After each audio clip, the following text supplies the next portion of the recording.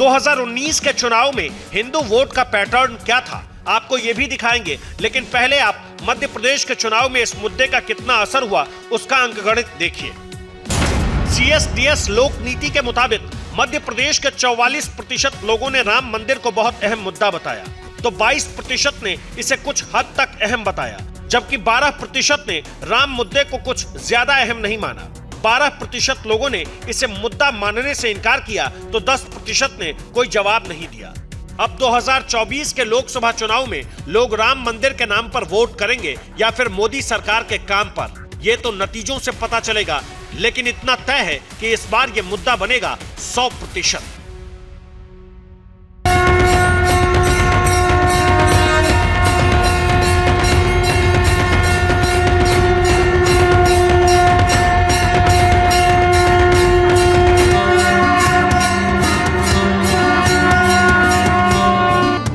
अयोध्या में दिव्य और भव्य राम मंदिर बनकर तैयार हो गया है। राजनीतिक पंडितों की माने तो इसका सबसे ज्यादा असर आगामी लोकसभा चुनाव में उत्तर प्रदेश में पड़ने वाला है। अगर लोकसभा चुनाव की दृष्टि से देखें तो उत्तर प्रदेश में 80 सीटें हैं।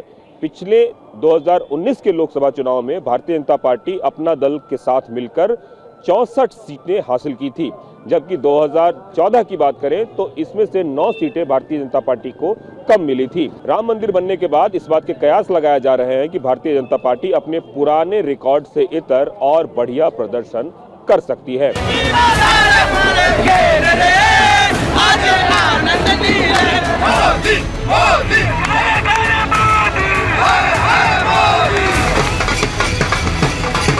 प्रधानमंत्री नरेंद्र मोदी खुद यूपी की वाराणसी सीट से सांसद हैं। यहां उनके नाम पर बीजेपी 2 विधानसभा चुनाव भी जीत चुकी है।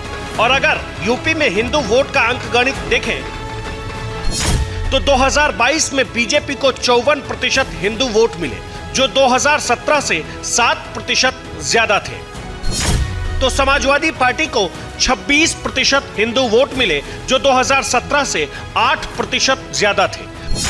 2022 के विधानसभा चुनाव में बहुजन समाज पार्टी को 14% हिंदू वोट मिले, तो कांग्रेस को 2% हिंदू वोट मिले। –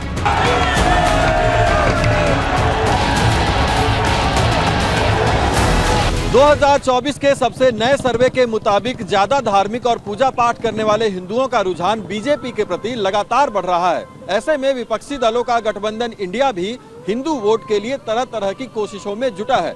मसलन राहुल गांधी न्याय यात्रा में मंदिर यात्रा भी कर रहे हैं, तो ममता बनर्जी काली पूजा करती दिख रही हैं। ये 22 जनवरी की तस्वीर है, जिस वक्त अयोध्या में पीएम मोदी राम मंदिर के प्राण प्रतिष्ठा अनुष्ठान में शामिल थे। उसी वक्त पश्चिम बंगाल के मुख्यमंत्री ममता बनर्जी कोलकाता में सर्वधर्म सद्भाव रैली से पहले काली पूजा कर रही थी। बीजेपी को मदद मत करो। बीजेपी का अगर तुम लोग मदद करोगे कोई, तो अल्लाह का कसम आप लोगों को कोई माफी नहीं करेगा। ये लड़ाई में हम लड़ाई करेंगे, हम लड़ेंगे, हम डरेंगे नहीं।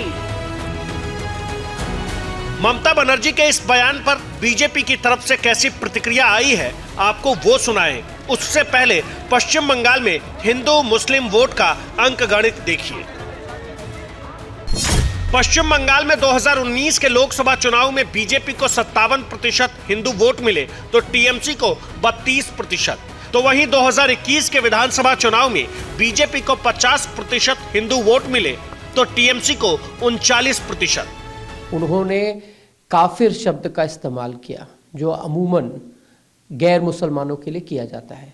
तो ममता बनर्जी क्या संदेश देना चाह रही थी कि वो सिर्फ और सिर्फ मुस्लिम समाज के वोट पर जीत सकते हैं और हिंदू समाज बंगाल का उनके लिए कोई मायने नहीं रखता।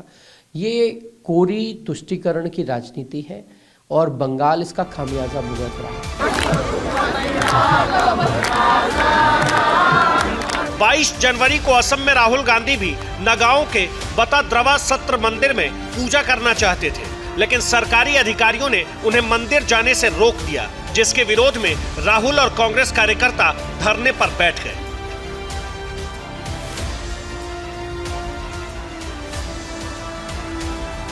अब देख रहे हैं, बस मैं कारण पूछ रहा हूँ। Now government and Modi ji will decide मंदिर कौन जा सकता है, कब जा सकता है और कब नहीं जा सकता है। शायद आज सिर्फ एक व्यक्ति मंदिर में जा सकता है। पूर्वोत्तर के सबसे बड़े राज्य असम में वोट शेयर के लिहाज से सबसे ज्यादा मुस्लिम वोटर हैं। ऐसे में यहाँ के हिंदुओं का वोटिंग पैटर्न देखना भी जरूरी है।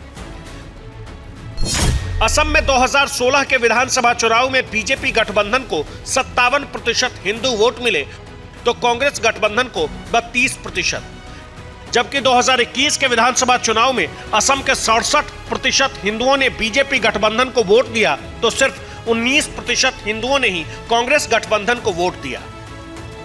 असम, पश्चिम बंगाल और उत्तर प्रदेश के हिंदू मतदाताओं के राजनीतिक रुझान का अंकगणित आपने देख लिया।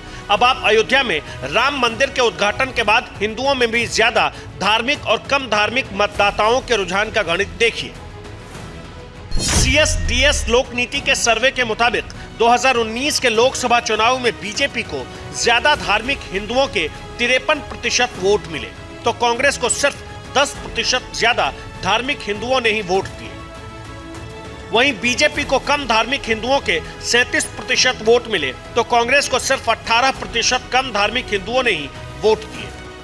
सेंसस के आंकड़ों के हिसाब से हिंदू की संख्या तकरीबन 83-84% है। अगर हिंदुओं का आधा वोट बीजेपी को मिल जाए तो बीजेपी के पास तकरीबन 40% वोट होंगे। हम सबको ध्यान रखना चाहिए कि 2019 के चुनाव में बीजेपी को 37% वोट मिले थे और उनके सीटों की संख्या 303 थी। अगर बीजेपी का वोट 40% हो जाता है, उनके सीटों में इजाफा होगा। इसमें कोई शक नहीं कि हर राजनीतिक दल को बहुसंख्यक हिंदू वोट चाहिए। यही वजह है कि बीजेपी विरोधी होने के बावजूद कांग्रेस की हिमाचल प्रदेश सरकार, कांग्रेस के साथ गठबंधन वाली झारखंड की JMM सरकार तो ओडिशा की BJD सरकार ने 22 जनवरी को छुट्टी का ऐलान किया था। दिल्ली की आम आदमी पार्टी की सरकार ने भी आधे दिन की छुट्टी की थी। तो बिहार की नीतीश कुमार की सरकार ने अयोध्या में प्राण प्रतिष्ठा से ठीक पहले रामचरितमानस पर विवादित बयान देने वाले शिक्षा मंत्री चंद्रशेखर का विभाग बदल दिया।